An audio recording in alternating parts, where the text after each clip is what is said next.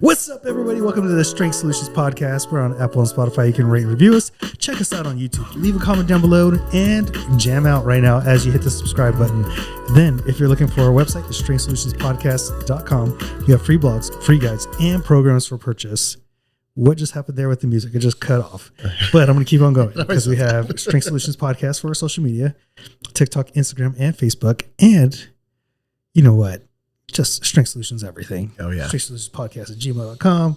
If you want to give us future fitness questions, Strength Solutions Podcast, Strength Solutions Podcast, Strength Solutions Podcast. It's that simple. Easy. Easy work, yo. Okay, now let's get to the serious business. Let's get it. Super serious. Oh my God, let's get there. I feel like this is going to be a wacky one already. So what is pain? I think that's the thing we should start with because we're going to talk about pain during this podcast. Like if I go like this, it's in pain, right? You know, I think when we talk about pain and, you know, you talk a lot of fitness influencers and them out there, they're like, you got to do this exercise and do this. But pain is more complex than that. Pain's an emotion. Yeah. Wow. A mental state, right? It's a feeling. And a lot of times, for example, they're like, I have this pain and this person has, their spine looks perfect and they're in pain where the other person has no pain. So sometimes pain manifests itself in the mental and not the physical. Yeah, definitely. And a lot of times I think people are crazy, including myself. Sometimes I think I'm overthinking my body. Definitely. I think a lot of people do, especially if you have lived with pain for a while. You definitely get a little more like hesitant also, right? Like once you maybe do find some relief from that, now you're just like really scared to ever get back to that point, right? So pain is also like a fear, right? Like you said, an emotion. I think that's a great way of putting it. You know, we've both been dealing with clients recently that have been in a lot of pain, or dealing with, you know, injuries, things like that. And I was talking to one of them today, and we were kind of doing a range of motion that was very, very limited. And I could tell that it was like bothering them, you know, a little bit more than just like, oh, it kind of hurts. Oh, you know, this is weird. I could tell that it like, they even said themselves, they're like, this scares me. And I was like, why, you know? She's like, well, I just can't do it. I don't understand, you know, like what's going on, or, you know, I guess you, like you said, you start to kind of overthink it and your brain is just like, oh my God, will I ever be able to do this? Like, what's going to happen now? Is it just going to get worse? Is it going to get more painful? You know, I had to kind of stop and talk to them a little bit and say, you know, hey, this is going to be a process. It's going to be long, you know, we'll try and work with what we have. But you know, it affects people in so many different ways. It really will like change your life, right? Like dealing with pain constantly, and also finally finding relief from it. Yeah. And I think too, when people come in with pain, they're looking for like, this one thing is it. And when it comes to pain, it's never one thing. Yeah. For example, you could have knee pain, and sometimes it's the ankle and foot stability, the absorption of force through there, or the strength of the tibialis is not good enough. Or it could be from the hip, and it really isn't your knee at all that's the problem that's causing it. It's either your hip or ankle majority of the time. Yeah. Sometimes people hold stress that way. Yeah. Mental stress, you know, and you just put it wherever it is. Like when I stress out, it's always in my lower back. Really? I could just tell you it's lower back, and I'm like, oh, fucking Nathaniel. Stressing me out. You sent me a good video the other day where was this guy talking, it looked like he was reacting to another podcast or whatever, and the guy was saying that, you know, if you have a trainer or a doctor or something like that, and they give you a diagnosis about your issue and they're like, oh, it's generalized lower back pain, right? Or it's like very vague, right? Sort of thing.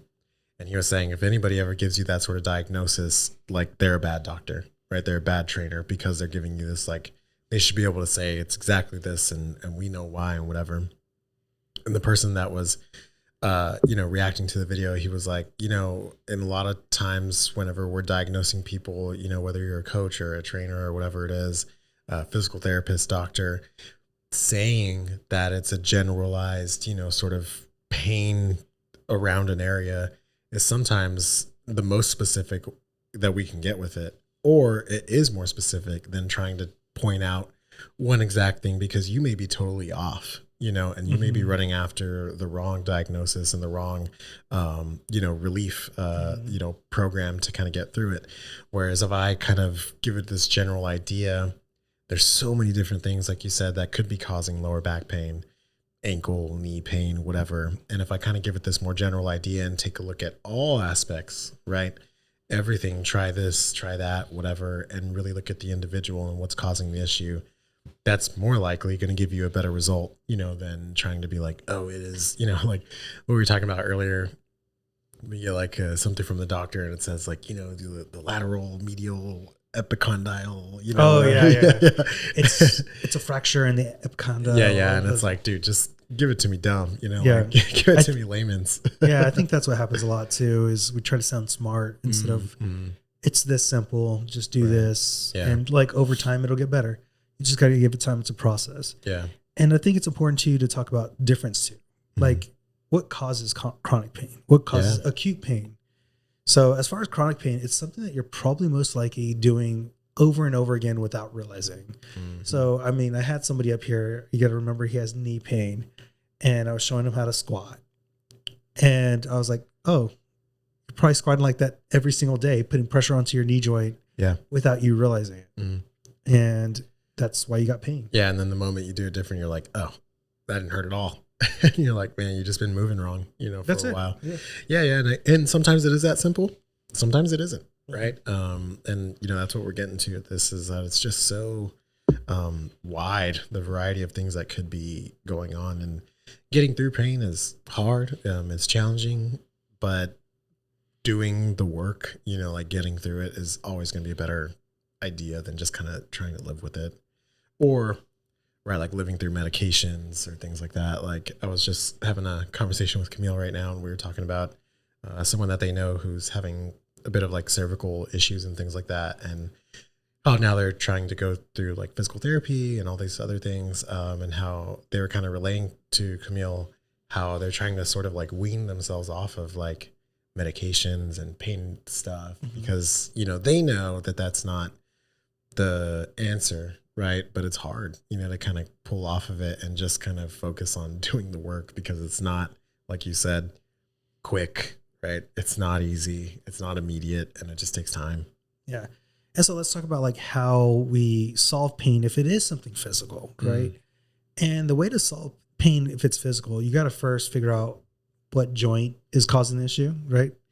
But then you got to bring it back into a big movement. And I think that's where it gets lost between physical therapy and personal training, is you need a little bit of both. And to think that you don't is a big misunderstanding, because when you're younger, you can go, or if I have athlete, you can go, just move your body like this, and you're going to move your body like this. When you're dealing with somebody who doesn't know how to move, sometimes you have to activate a joint or a muscle to get them to move properly later for the big movement. Yeah. And I think we get stuck in these camps, functional patterns, and really get stuck in this like pattern of like, this is the only way to move, right? Yeah. Like a squat's not bad for you. The guy who does functional patterns, the way he moves is not bad. The guy who does 90 degrees, it's not bad for you. But what's my goal? How do I get there? There's no such thing as good movement and bad movement. Let's put it that way. Because, okay, I'm going to go back and I'm going to reach for a purse, let's say, and I'm with the kids, and or a bag right behind me in the back seat. I can have all these muscles in this range of motion, but it doesn't mean I can have the joint stability in that range of motion. And then I injure my shoulder. Right.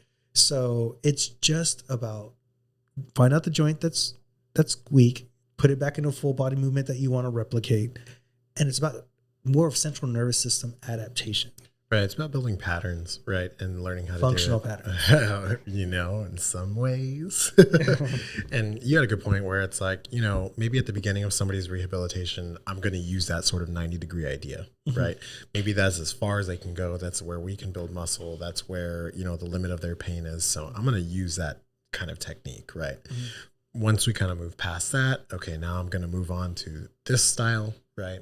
Then after that, it's building upon this. Or just moving in different directions, right? Like, okay, now that we're here, let's go to that athletic sort of thing, because that's what you need to do.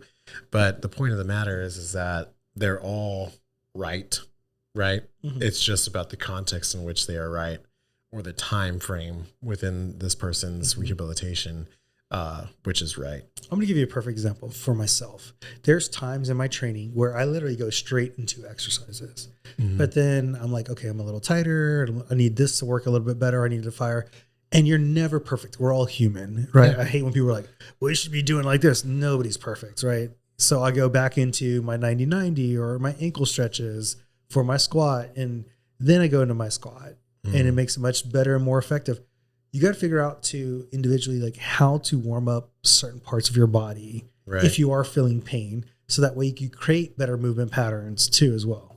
And just learn, right? Like I'm kind of in a moment where I'm trying to just listen more to my body and just do what it feels like doing. And so it's like, hey, maybe I have my whole program written out and, you know, it's 10 exercises and I'm supposed to do all this, but I come into the gym and I'm like, man, you know what? I think I'm just going to focus on my squat today.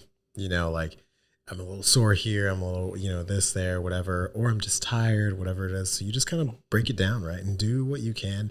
And that might even be a great workout. Like we've talked about that, where it's like, hey, I'm just going to go in 30 minutes and I'm just going to focus on doing really good squats.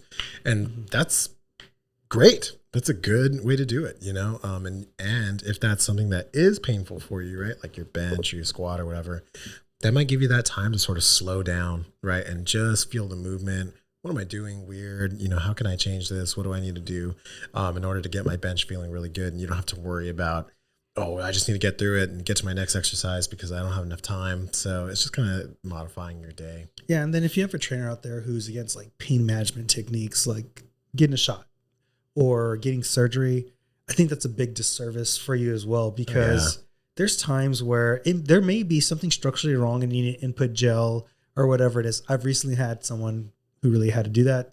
They feel better. And now I could take them through movement patterns that is going to help them. Yeah. And then surgery sometimes has to be the option. Just maybe the person needs either a placebo effect or maybe just structurally changing them, like forcing the structural change may help them actually off in the long term. Yeah. I mean, the client that I was just speaking about earlier, like it's without a doubt at some point surgery will be needed. Right. And so I'm like, I'm going to try and get you as good as I can.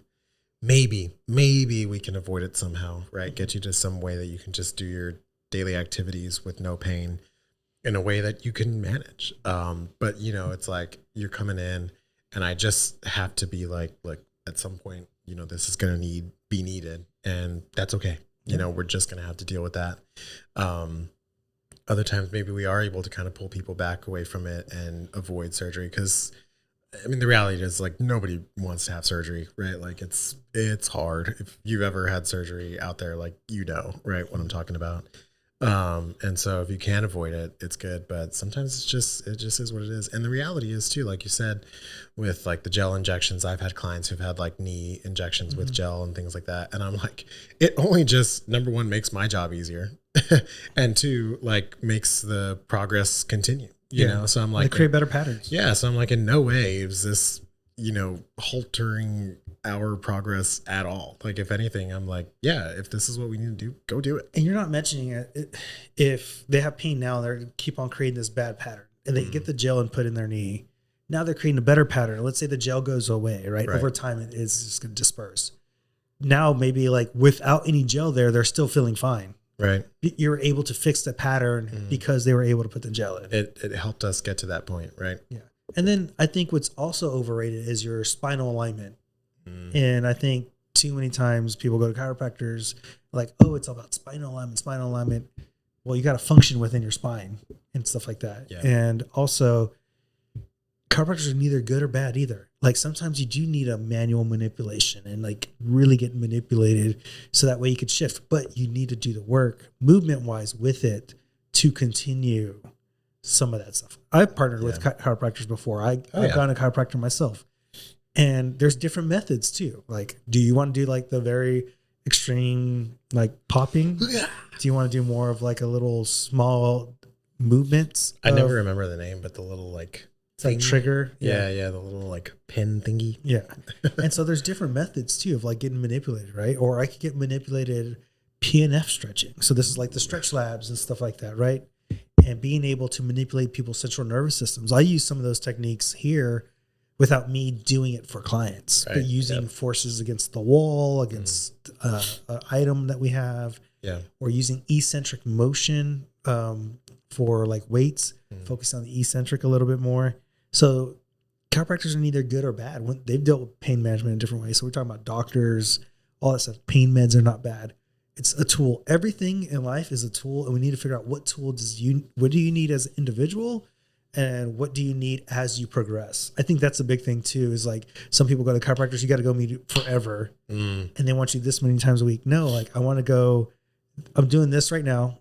I should be getting better. So that way I could see you less and less and less. And I should be able to help someone. And then I'll come back every now and then that I need you. Sure. Right. But because the way society is, they're just trying to pack on money. Like I've heard of PTs doing this with certain patients of, just come back. And like, they've already graduated from PT. They should be like strength training at a certain point. Right. Yeah. But they want to build that insurance company, you know? Here's a hot pack. Hot pack. Here's some E-stim. Ooh. Tingly. So tingly. It's so embarrassing that you need a boyfriend. So did I send you the Vogue article? So I don't know if you sent me the article, but you did tell me the conversation that you had a little bit. So it's embarrassing to have a boyfriend. Apparently. So Vogue wrote like an article that said that, right? If you look at the headline, it doesn't go to a very big detail of like, it's just embarrassing, right? Most people just read the headline. And I started reading it, and it was talking about like the habits that influencers have about like not showing their boyfriends and stuff like that. And like if you're up really high. So I think what we need to really realize is the reason why women don't show that they have a boyfriend or see that it's cool, right? Is the whole theory of as soon as, let's say I'm online and I have an online persona. Some of the guys literally follow women because they're shallow. Right. They think they have a chance. Yeah. Right. And so as soon as she has a boyfriend, they just unfollow her. So she already loses half views and stuff like that. Right. Yeah. That's one reason. Another reason is there is this thing called intersex relationships. Right. And in intersex relationships, there's competition. So within females, if I was to take, this is not important as males, and I think this is why males are more direct, because if I'm with a woman, I could still get another woman pregnant, right? I don't have anything stopping me or bearing me back, where throughout history, women needed one guy to help, or a community to help facilitate the growth of their child to make sure it survived. And so we talked about like how men fight directly, women fight indirectly, right? And this is an indirect competition. Right. And I think a perfect example on a high level is Taylor Swift. Okay. All these bad boyfriends, like, women empowerment, like men are bad kind of things. And now she has a husband or a future husband, right? And it's just like you're messaging because you're from a privileged perspective. Right. And what you're really doing is hurting more the lower economic status. So if we look at like rates of like marriages among the wealthy individuals or college educated women are much higher than those that are lower income, uneducated. Yeah. If we look at childbearing, higher educated women have more children than lower educated women, which you wouldn't think because you see that one lady with 8 kids. Right. Yeah. It just shows that there's a little privilege to it, right? Because they're able to attract a mate, right? Or all men are dumb. And I think what also has to be part of this too is subconsciously we're creating this divide between men and women, whether it was either through feminism, through this concept of I'm going to have less competition to do this, right? So a perfect example is if I'm going to Goldman Sachs, right? And there's this event. Well, I'm going to tell people like, man, you're not going to get in anyways. And, it's really not that good of a thing, but I know it's badass. Yeah. Right. So I'm trying to take you away so I have less competition. And that's what's really going on. Indirect again. Yeah. Bringing it to like the social media aspect, I oftentimes see people and, okay, so I don't know if you know about this thing, but it's like people will, women, right, will get a boyfriend and they'll quote unquote soft launch them. You heard about this? No. Okay. So a soft launch on social media is where you post a picture and it's of dinner and it's clearly 2 people, but you don't show the other person. It's just, there's 2 entrees, right? Maybe there's a hand here. Maybe there's like something over there, but you never really say you have a boyfriend. Okay. You're always just kind of hinting at the idea, because what if there's someone else out there? Right? I don't want to block it off too early, right? I don't really know about this guy, so I'm gonna soft launch it. Then when time goes on and maybe they've, I don't know, earned their place or whatever, or maybe it's been long enough and you're like, no one's coming after me. Then they do the hard launch, which is where now you start to show pictures of them together. Oh, let me introduce everybody. Guys, unfollow right there. Yeah, let me introduce everybody to my boyfriend, you know, blah, blah, blah. And dude, this can go on a long time. I've seen it, dude. I don't think this person will ever listen. Okay. I've seen it happen for like years where like, you know, we're sitting at home being like, does this person have a boyfriend? Like, I don't know. You know, I can't ever tell. And then one day it's just like some dude. And you're like, what the fuck? And they've been together for years. And I've never even seen this man. When was it so embarrassing to be in a relationship? I don't know. Why did being single became very popular among men and women? Right. Yeah. And what we're doing is women that are the happiest are the women that typically are well educated, who have kids, and who are married. Women that are the unhappiest are single women. Right. They tend to take antidepressants.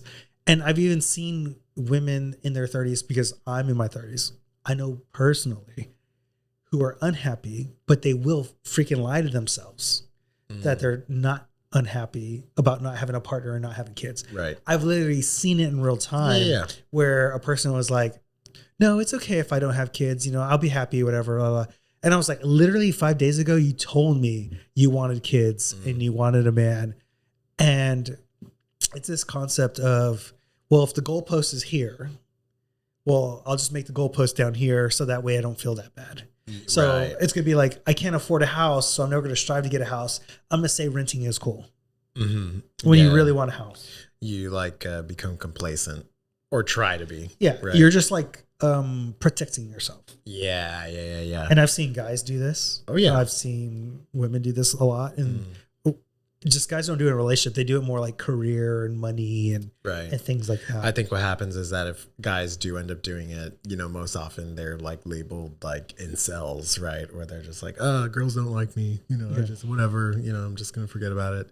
So I'm just going to stop trying. Yeah, right. Yeah. And, you know, I've seen it on both ends too. But it is interesting, man. And it's like, I don't know if it's like embarrassing or if they just don't want to cut off their options too early or, you know, like, I don't know, people can't.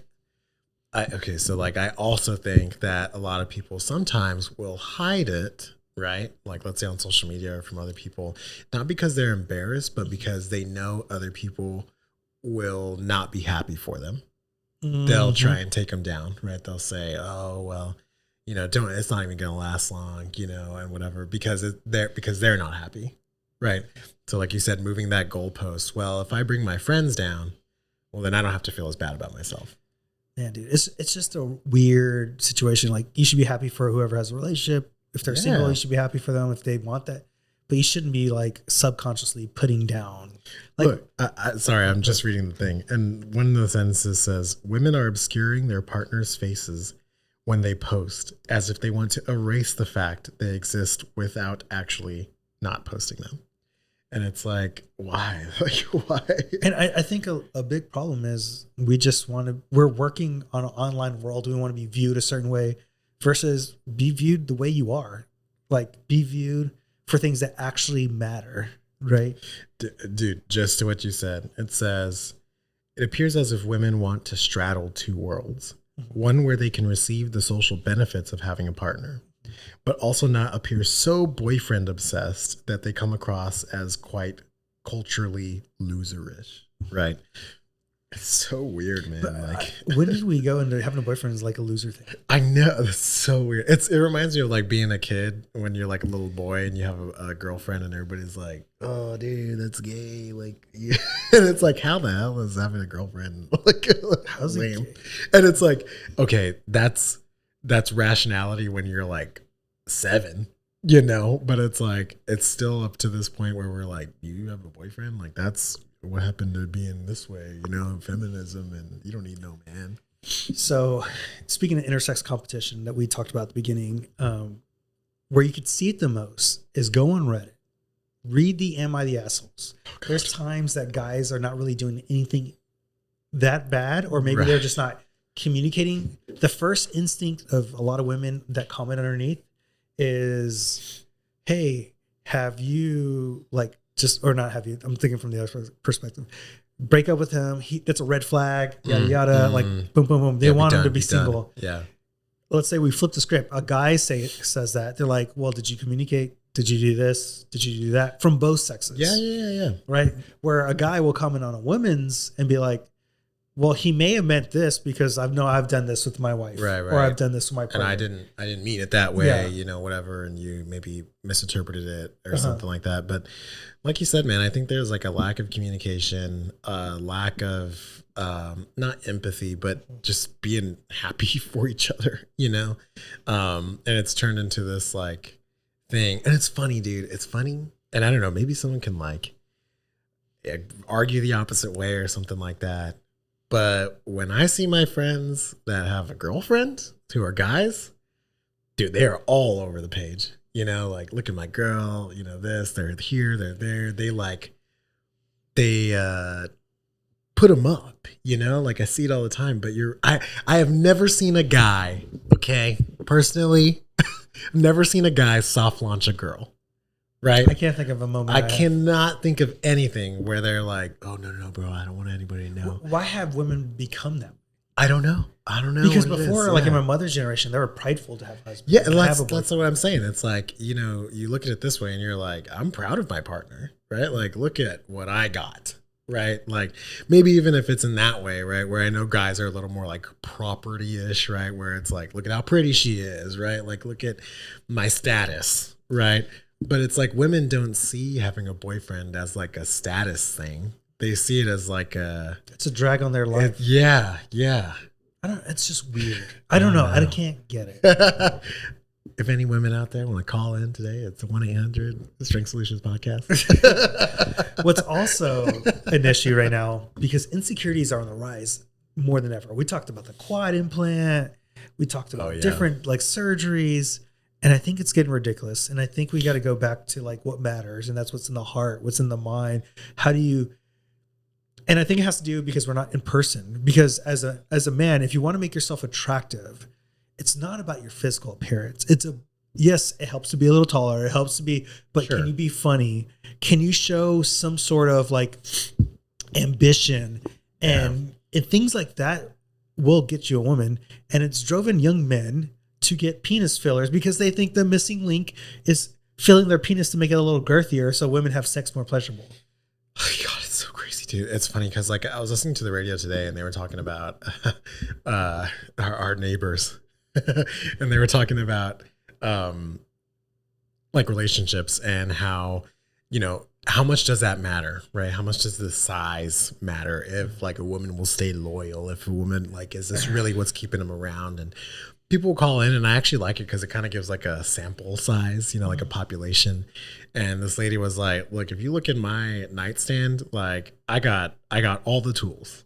And she was like, I don't need, all of this stuff, now I understand that some guys are maybe insecure about that, but she was like, that's not like what I'm trying to get done. This isn't going to be the deciding factor of whether or not I stay with someone.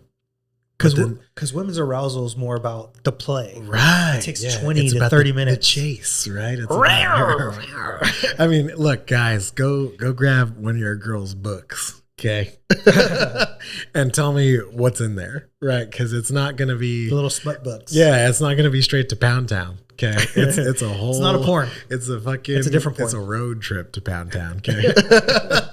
It's about the journey, okay? Yeah. I mean, it's so true. Yeah, it's just like... But we've been like, and I will say, it's on both ends, right? Like whether it's from porn or just the way women talk about stuff or something. But it's like, I think that guys, I think as a young man, I was like, oh, I need to have a fucking hog down there, or like no girl's ever going to want to be with me. You watch too much porn, bro. Not every guy's that big. Yeah, exactly. And it's like, it's one of those things where I don't know, you get so insecure about it, and then you're like, okay, well, all these hot girls, are doing this. So I'll give you a perfect example. Yeah. I was insecure about mine. Yeah. And apparently I'm a decent size. Yeah. And you were the same, bro. You're like, I thought I was real small because I saw these porn. For real. Yeah. And it's like, yeah. Then you like meet people, or you actually go and, interact and have you sex. Have sex with them, right. You're yeah. like, oh. And they're like, whoa, and you're like, oh, cool. Whoa, what? Like, I remember one time, I get a little too personal here, but I was like, come on, girl, let me just put your butt. It's not that big. And she's like, no, you're going to rip me. Yeah. And I was like, actually, you're insane. Come on. Yeah. It can't be that big. Yeah, I've seen porn. They're way bigger than me. Like, come on. I'm doing whatever, They use lighting angles and everything. True. Yeah, they do that. Or like I've heard that they even do like they like skinnier guys for that reason. Sleeves. Like they'll put it like over so that it looks larger. And it's like, if you're watching it, you're not like, let me look at the biology here. Is this correct? Look at that vein. It's not in the right spot. Yeah, this is a real wiener.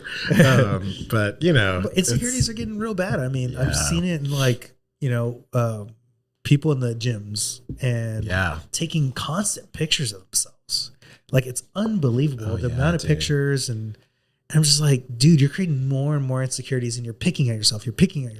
Dude. And just like learn to live life, learn to be in the moment, learn to help people, make things beyond yourself. I have no shit gotten to the gym and worked out for like 30 to 45 minutes and seen people not fucking touch a barbell, bro. They'll go to the rack, they'll sit at their tripod, they'll take pictures, and they'll walk away, and they'll come back, and they'll do a few more pictures, and blah, blah, blah. And I'm like, dude, it's been 25 minutes and you haven't touched shit. It's wild. And it's like, what is happening? Dude, it's so wild. I don't know, man. But if you had to lose one of your balls, which one would it be? The right one. There you go. Right one. Yeah. So, I'll get ball surgery. Yeah. Oh, yeah. I'll take them both off, and then I'll implant bigger ones. Let's go. Exactly. I don't know. It's just getting out of hand. Yeah. I just think, we've created so much in American society about insecurities. It's like, you're okay. You're fine. Sad. Yeah. Not a big deal. You know what is a big deal right now? Longevity stuff. Oh, yeah. Even so big that my dad saw a 60 Minutes interview with Peter Attia. And I just want to be like, dude, Peter Attia, I love you, but you're just too much for majority of people. Like majority of people should not be following. What was some of the like content? Well, his content? Yeah. He goes into like very detailed stuff. Like you need to work out this, your VO2 max is that. And we talked about it. Like you could do all the science you want, but if you don't do the behaviors, it doesn't matter at all. Yeah. It's hard, man. Because we were talking about with one of my clients this morning, right, about Squat University. And he was like, I'll watch a video and I'm like, I don't know what the fuck this guy just said. Like I have no clue. And we were kind of discussing it and stuff. And it's like, I don't know. Sometimes it just needs to be simple information delivered in an applicable way, right, for the general population. It's like 3 things. If you can do that, you're going to reach far more people, improve a lot more people's lives a lot faster, right, than getting on screen and like trying to sound like the smartest person ever. And it sucks though, because like people love that smart shit. Yeah. People see that and they're like, dude, this guy's on the cutting edge, of like whatever. And we were talking with my client this morning too. He was like, you guys often say it on their podcast, like, every exercise is just the same thing, just done a little bit different, with a different intent. And it's all just, but, if I can come out and explain to them, well, if I hold it at this angle and do that, it's going to hit this muscle right that goes right here. And this is the one that you need. And it's kind of ridiculous where you've seen people go in the leg press machine, do leg extension. They're doing like seated, like on the ground with a shoulder raise kind of thing. You're just like, so silly. We're just creating things to sound cool. But that's why instead of working to failure, you start it. Yeah. It's just to the point, even with longevity. I don't care what your VO2 max is, right? Let's say you do have a good VO2 max. You'll probably have a good VO2 max because you work out. Yeah. Look, you could still fall and break your hip and die. Whether your VO2 max is good or not. Why does your grip strength matter? Well, your grip strength matters because if I don't have grip strength, I probably don't work out. I probably don't move. Also, I'm less likely to be independent, which psychologically puts me in a disadvantage because you want to be able to open a can and by yourself. You don't want to be like, hey man, can you do this? Like it makes you feel like a lesser person, and psychology matters. Oh yeah, dude. I mean, for example, one of my clients, we know, older gentleman, had an accident the other day. fell, right? Super worried about him. Asked him about it when he finally came back. And one of the questions I was like, were you alone? He said, yes. And I was like, how did you get up? You know? And he was like, I just got up. You know, I just stood up. And I was like, dude, as unfortunate as the situation is, that's fucking awesome.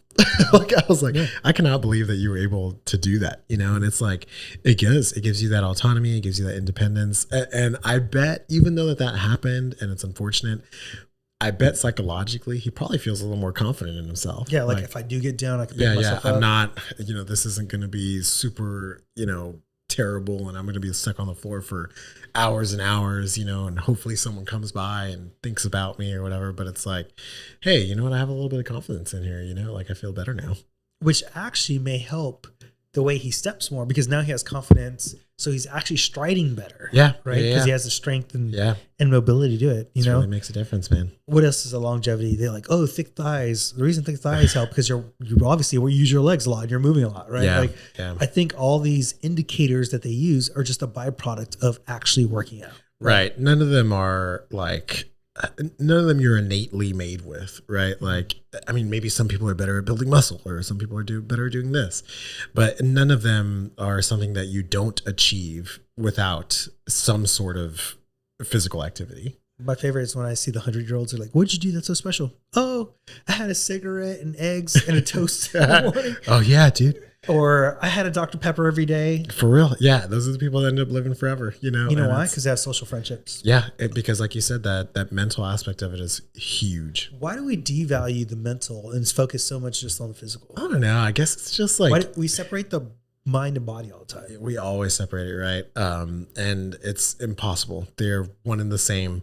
You cannot have one without the other. And if one starts to fail, the other does too, right? Like, talking about, wrapping it back into the beginning, like talking about pain.